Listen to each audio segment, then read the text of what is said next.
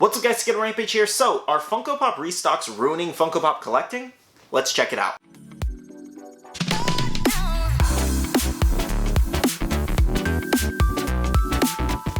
Hey guys, welcome back to another Funko Pop video. Today we're going to be talking about Funko Pop restocks and if they're ruining Funko or helping Funko and if they're good or bad overall. Now I did have a lot of people voting on my story when I put up a poll, yes, that they wanted to see this kind of video, so this is kind of where this is stemming from. Plus there's been a lot of questionable restocks happening which are very interesting and I wanted to discuss them. Now in this video I do want to kind of discuss and go over every kind of point of view style of Funko Pop restocks, from the resellers aspect, as well as from the collector's aspect, the value collector's aspect. There's a bunch of different ways we can approach this. And of course, I would like you guys to drop your opinions down below throughout the video, or even now if you guys have formed one, on how do you feel about Funko Pop restocks? Do you think they're good? Do you think they're bad? We're going to be talking a lot about vaulted Funko Pop restocks as well as Funko bringing back products to restock them again. So let me know your feelings on this whole video down below as well. Now, one of our main points in this video that I do want to talk about and discuss is the vaulted Funko Pop restocks. Funko actually changing the status from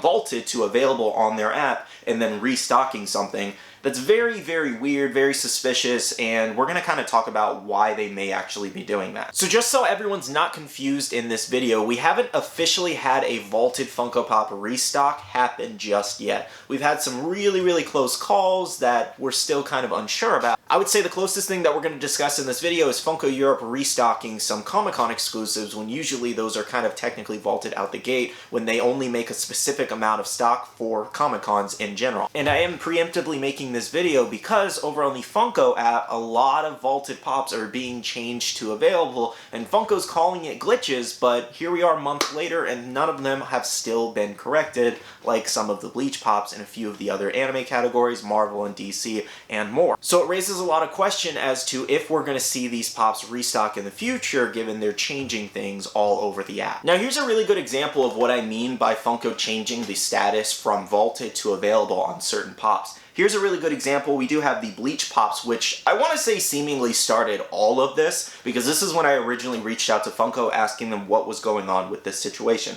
As you can see, Holo Ichigo is available, Ichigo's available, and Rukia is available. All of these were actually originally vaulted, and then when Funko updated their app, a lot of different vaulted pops changed to available. However, it's very suspicious because they told me originally that it's probably just a glitch and that they should still be vaulted and that they would look into it. But here we are a couple months later and they never changed the status back. And then with Bleach on the rise right now with the new art coming out, as well as the new rumors of a new wave, it's very plausible, very possible. I'm not saying it is going to happen, but there's always a possibility that we could see restocks of some of these older pops. It is supposed to be labeled as vaulted because these technically were vaulted for a while now. But again, this is a very good example of them changing the status on the app from vaulted to available. And it's very interesting. Now another good example we do have, and somebody actually sent this to me over on Instagram, and thank you so much to her.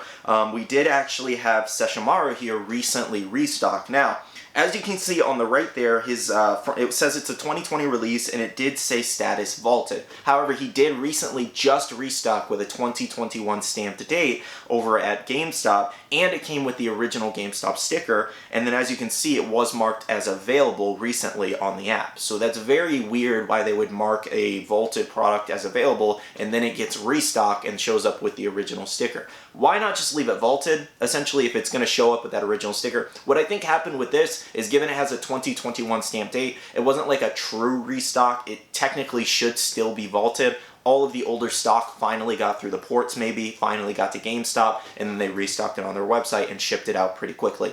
That's my best guess as to what happens. Only Funko and GameStop really knows, but it's very interesting to mark it as available and then restock it when it was originally vaulted, you know? Now another example, and this one's a very touchy situation, is con exclusive restocks, which is very weird because typically for Comic-Con, they only make a specific amount of stock and that's it. And usually they're not supposed to restock because they're limited edition exclusives. They're supposed to only be available at the con and only be available during con time, and they print a certain amount for the actual Comic-Con and it shouldn't ever be coming back. So usually Comic-Con exclusives are vaulted right out the gate, even if they don't say vaulted on the app. And then you have a couple weeks ago Funko Europe actually posting saying, hey, we're giving you flocked Mewtwo, flocked Vulpix, and we're restocking it overseas. And I think what happened with this situation is that I saw a couple comments saying this, that overseas collectors didn't get a chance at these exclusives, so Funko is making it now available to them. However, the only issue I have with this is that they should have made it available in the first place.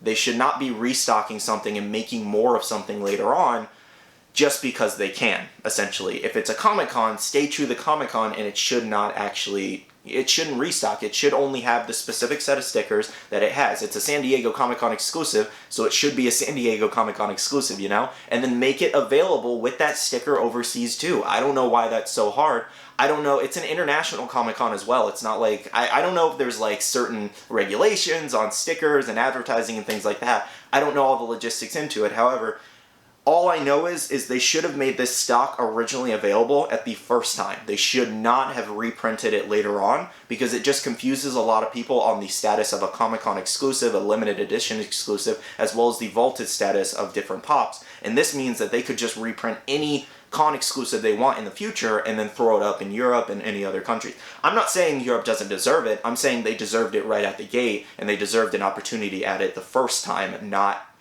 I don't even remember what year this was, but they should have gotten it the first time, essentially. So realistically, that's my only issue with that, is that if it's a Comic-Con exclusive, keep with the set amount of stock that you originally make. Don't make more available into another country, because they're just going to come over here anyways. Literally, we've had this big special edition sticker problem, and this is a whole nother video, but we have this big special edition sticker problem where new exclusives that nobody's even seen, Funko doesn't even announce 90% of the time, flood over here before their announcements, and then now we have the market flooded with special edition stickers when those are supposed to be overseas editions. So it's like, why even have a Hot Topic exclusive? Why even have a GameStop exclusive if they're just flooding over here anyways, and our markets over here are completely flooded with multiple different sticker variations? And honestly, I'm putting the blame on Funko for that one. But again, guys, that's a whole nother discussion. I just wanted to show in the relation as to, if special edition stickers can flood over here and they're supposed to be overseas stickers, why not make all of the Comic-Con exclusives with those stickers available over to them in the first place? Now, our last good example is kind of similar to the Comic-Con exclusives, is the Spider-Man 2099 and Black Suit Spider-Man. These are vaulted in the Funko app right now, and they have 2021 printed dates.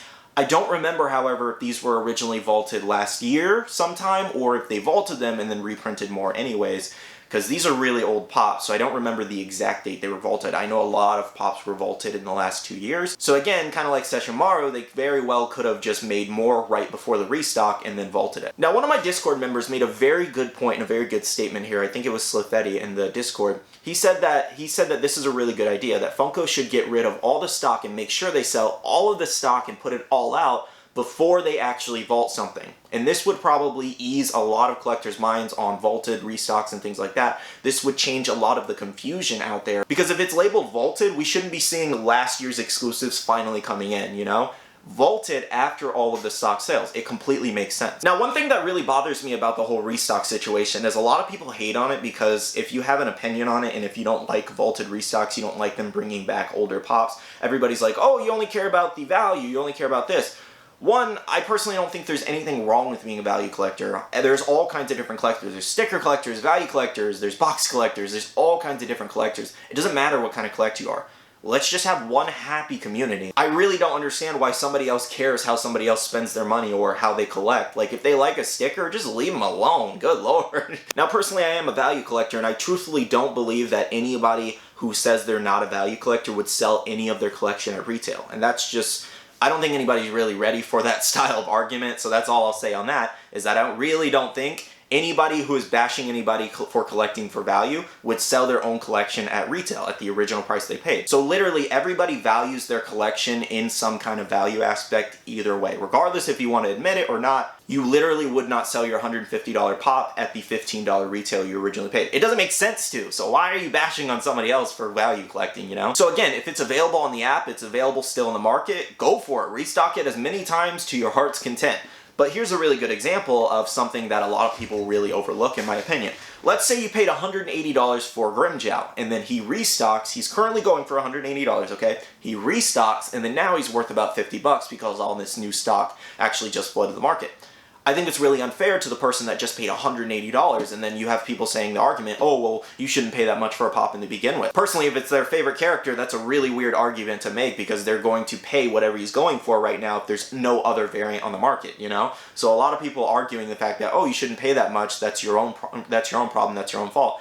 That's not exactly fair, because if he's the only style character on the market for that specific character, you have no choice but to pay that $180, and you don't know if it's going to restock ever again. You never know if Funko's going to reprint it, so you realistically have no choice but to pay the going rate. And then it restocks for $50, and now you're at $130 extra. So I do feel like a lot of people overlook that fact. That is, a lot of people lose a lot of money because Funko restocks something at complete random. I think it would be really cool for them to announce a restock maybe once in a while. I think that'd be nice. I don't know if that really helps. I don't know if that really doesn't help, because then you just have a bunch of people quick selling the item and people end up paying the prices anyways. So it's a catch-22 with Funko announcing them, but they don't really announce much these days anyways, so I guess it really doesn't matter. Now, I'm unsure to the legitimacy of this comment here, but I did find it really interesting, and I wanted to share it in the video for you guys. We have the I can't even say that. Anyways, an Instagram user commented on one of Dish Tracker's posts here and says, I've noticed at Original Funko has changed their definition of vaulted on their FAQ at least 3 times in the last year, which originally it did say that if something's in the vault, it's usually never coming back, is what they originally said. I've read the thing like a couple times myself, and that's definitely what it said. It says, literally, first they stated the mold was retired and never used again. Then they tweaked it to say once an item goes in the vault, it won't come back out unless it's a new variant. Now it says they may create a different version in the future, which I would assume a new date production falls into that category and gives them a loophole. So in my personal opinion, that's very shady to change the definition multiple different times. If this is true, I don't want to say it's 100% legitimate, but if it is true, that's very shady to actually change the definition to your own benefit, essentially, to make the company more money. Now, I do work in business, I work in marketing, I understand that Funko has a bottom line, they have money to make, they have employees to pay, they have to keep the company running, so they have to make money everywhere they can. However, this is just one of the more shadier aspects in my opinion, because it's kind of like, it's not the right way of making money, but it is a way of making money. Just because you can do something doesn't mean you should do it, you know? Now, I think a lot of collectors actually come into a specific hobby for the collectible aspect of it, for the limited edition aspect of it. A lot of people like the feeling of, you know, oh, I have this 1,000-piece pop that no one else can get, and it's a really great feeling to actually have something that no one else can have, because it literally sticks to the limited edition name, and it's just a really cool feeling. Now, personally, I do feel like it takes a lot of fun out of a collecting hobby when something is reprinted over and over and over again. Something that was supposed to be vaulted and never coming back is reprinted later on with a different box, a new date, a different sticker. It's just kind of like, why was it vaulted in the first place? It definitely takes away a certain collecting aspect to Funko Pops, personally. Now, I think I'm kind of split down the middle, because I can understand both sides of a new collector not being able to afford that $250 pop. Why reprint that one? Just make a new one like you do on most lines, personally. I don't think you should have to reprint something old. Just make a new design of it and make it available, you know? But I'm also on the other aspect side of, I'm a value collector. I think it's really cool to see something go up in value. So, for example, when they make Hollow Ichigo available on the app and I just paid $300 for him, or originally I traded $300 worth of pops for him, it kind of raises my question. It's like, should I even buy really expensive pops if Funko's just going to reprint them either way? So that's just going to make me mad, though. Like, as a collector for 4 years, almost 5 years, that's going to make me mad if they restock this when I paid $300 for it. And, you know, I had to pay aftermarket. There's no other pop like this currently. So overall, no, I don't really think they should be bringing back vaulted products. I think vaulted products should stay vaulted, and I think they should just be revamping the molds like they do all the time. Like, for example, the Godfather pops. We're going to see an entirely new line. All the original ones are vaulted. They're about $70. I don't mind a pop going down in value if they put out a better mold, personally. I mind if they unvault something and then restock it and then it loses all that value aspect from that. Personally, I don't think that's right. But I'm also on the side where I like that it's available to more people, and a lot of new collectors and a lot of like fans of that specific character are really happy now because they were able to get it at an affordable price. But this also goes back to when Hollow Ichigo was at $75, nobody really jumped on it, you know? I wasn't watching Bleach at the time, and maybe a lot of other people weren't Bleach fans, but If you were like a true Bleach fan, you can't really complain there when it was $75 and it's $500 now and you never jumped the gun originally, and then now you want it to restock because it's unfair, and that doesn't make sense. So with every restock of vaulted items, with every change of the status of an item in the Funko app from vaulted to available, with every exclusive drop being like 1 million pieces, I really think Funko is killing the collectible aspect in a general sense of nothing's really limited if they can just reprint it and bring it back anytime they feel like it. One of the big aspects of Funko is that Funko is for everyone, and I completely understand that, but another really big aspect is that they have a lot of limited edition exclusives. They have a lot of low piece count exclusives, and a lot of people like collecting limited edition things that not everyone can have. It's a really awesome feeling when you have something that not everybody can get, because it's just really cool. Now, one thing I see very frequently when these restock posts do kind of pop up and the topic pops up again is that a lot of people say, oh, only the people that are mad about this are resellers, flippers, or value collectors. They're not actually real collectors. They only care about value. I don't know why people do this weird gatekeeping thing when it comes to someone who doesn't collect the same style or same way as them. It's really weird how you guys gatekeep that. Now, I hate to be the gatekeeping bubble burster here, but unfortunately, it's not only the value collectors, flippers, and resellers, as they're labeled, that only care about this situation. There's regular collectors that care about this situation and think that they should not be changing things in the app, that it's a little sketchy, and that they should not be bringing back vaulted items. They should stay vaulted. It's not just all these specific people that are people saying. It's not just resellers. It's not just people that care about value that care about this. So I don't know why this is some weird gatekeeping thing and like singling out a certain group of people, but it should definitely stop because it's really weird and unnecessary. Well, guys, that's everything that I have to say in this video. There's a bunch of other aspects and sides that I could point out in this video, but it would just be far too long. I feel like I hit the nail on the head for the most part in talking about vaulted restocks and just restocks in general. Again, to reiterate one more time, vaulted restocks should not happen. Available restock should happen. Restock it to your heart's content. Leave vaulted items alone. Just make a new version of it. Now, I fully understand that not a lot of people are going to agree with my opinions stated in this video. Some may really disagree, some may call me names, and that's perfectly fine, but I'm probably just going to ignore your comment anyways if you're going to call me a bunch of names over Funko Pops, to be honest. But again, I know a lot of people are not going to agree. I would love for you guys to state your opinions below on the whole situation. What do you guys think about restocks? Are you guys all for them? Do you guys think they hurt the hobby? Do you guys think they don't hurt the hobby?